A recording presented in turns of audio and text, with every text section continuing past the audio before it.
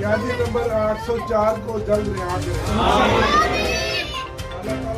इमरान खान को स्कूल का वज़ीर आज़म बनाए।